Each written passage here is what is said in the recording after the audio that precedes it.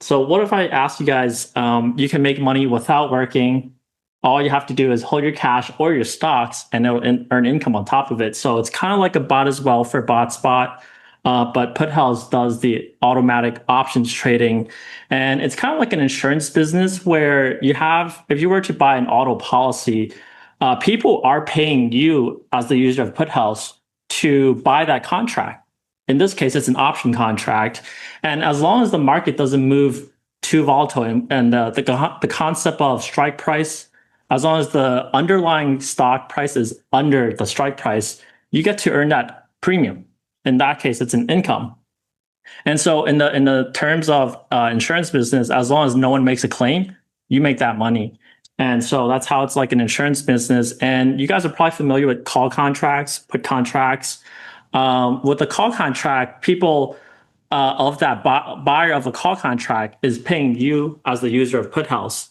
And so they're buying the option to buy, they're paying for the option to buy shares before that expiration date and at that strike price. And so as a user of PutHouse, you're selling them the option contract.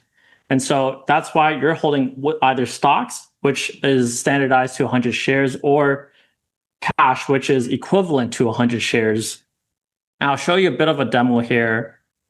It's PutHouse dashboard right here. And so all you do is put in the cash, put in the stocks, and click start. And it'll trade, it'll tell exactly, similar like BotSpot actually, it'll explain to you for these symbols that you hold, which ones are enough risk to take on to earn income on top of it. So right now, this account holds Microsoft, Robinhood, SpaceX, Meta, and all of the times it'll skip it because it'll say, hey, you either don't have enough shares or you already have enough shares and it's within earnings, so it's too risky because there may be like a gap risk where the stock will rally up 20% in one day. So we want to avoid those kind of scenarios.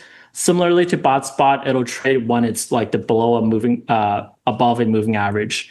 And I'll go over to the portfolio tab here because it'll show you all those contracts that it traded. So Nebius is one of the stocks that I hold. And you can see a lot of them are unprofitable, but that's all right because if we look at one of the concepts is delta, and it'll tell us 0.12 means it's almost like 90% chance of profit. So for every dollar the stock moves, this is how much the contract will move. So it's a very small amount. It'll move 0.12. So it's what we call far out of the money. And because these contracts are closed at close to at 50% profit, that percentage of profit is even higher, maybe like 95. And it has been back tested 12 years for options data. And it's profitable as well. And just for some context, since I'm along the way, there's already users for PutHouse. It's already earning profit for users as well. And they're paying users, and their average account size is $50,000, which is a lot more than traditional brokerages because the average American has $4,000 in savings. So for Robinhood, they did a good job of democratizing trading and investing. But now the next step above that is agentic trading and also automated options trading. And so you see that it is unprofitable, but if we were to look over to the analytics here, let's say the 3-month mark. So every month it's earning income and the win rate is extremely high. So not only do you have a really high win rate, you're earning conservatively, because these are the default settings, so usually 0.5%. I usually tell people it's up to 3%. So it does depend on how the market moves, what stocks you hold, and the settings you tune. So there are preset settings. There's a bold mode, which is a default, so it'll trade everything. I have it here set to custom, so just max everything out to 100% number of shares that I have, use all the contracts. And if we were to go to the stocks, I mentioned you're trading with your stocks or your cash. And I have some cash here, like 30,000 here. And let's look at the stocks that I hold. A lot of nebulous, meta, a lot of big tech, right? I used to trade TQQQ, but now I'm more so in the long-term holding and just earning income on top of it. But just going back to earning income, it's pretty steady. Here, you're earning close to like maybe 500 a week, and that's kind of like working without you're earning money without working. So that's the great part of it. I'm not saying BotSpot is a bad strategy; it's just a different strategy. But I kind of like alluded to if you were to have like a few millions in the account, maybe selling a few millions is like a huge realized tax that you have to pay. And that drops your portfolio value. Whereas this one, it's kind of like the opposite. You're holding your stocks long term. But that's about it. Yeah. So it'll basically just trade everything. All you have to do is put in cash or stocks, click start, and you're done. It's a set it and forget it. Right? You said exit rules? Oh, yes. It fully automates the entries, exits, risk management. So for exits, it closes at 50% profit. If it's not profitable by expiration, you could choose if you want to let it get assigned or not. I prefer to not close them early, so allow assignment. So that's one of the concepts. Allow assignment is when the call buyer exercises that contract, they want to buy 100 shares using the contract you sold them. But you always earn that premium that they paid to buy that contract.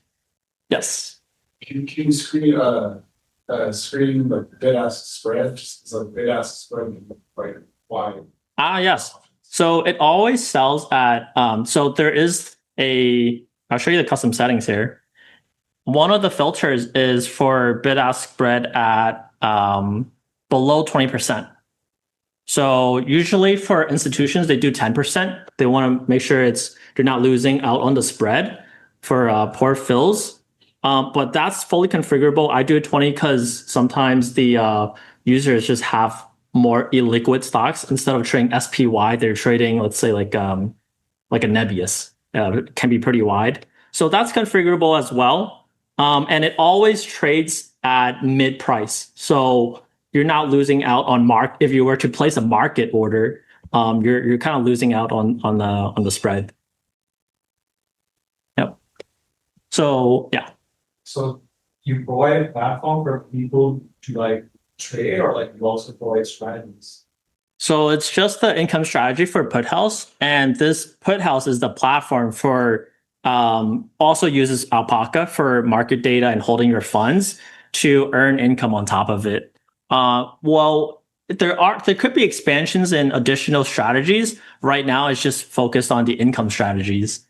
Exactly, up to 3% monthly.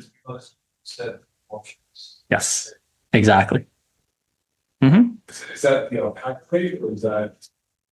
The one on the left is Alpaca. So they have a high yield savings.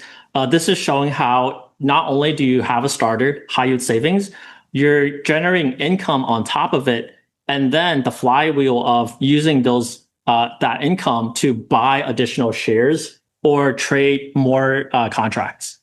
Yep. Great questions. What would happen in the slim chance of a black swan event to the strategies? Yeah. So the cool part is it's trading covered calls, and the contract expires, decays faster when the stocks drop. When the stocks drop, the call expires like decays faster. So you actually become more profitable for the contracts. Granted, you are holding the stocks, so you are losing value on the stocks, but that's the same for any buy and hold strategy. Okay. So the volatile risk. Yes. Gotcha. Yep. So managing risk is a big one. I already say over down here, the approach is to preserve your capital, to have a safety first approach before we maximize gains. Now, I think for Rob's strategy at BotSpot, just to mention it again, it's great for maximizing income. Who doesn't want to earn more money, make more like higher returns? Now at some point, like there are just additional strategies.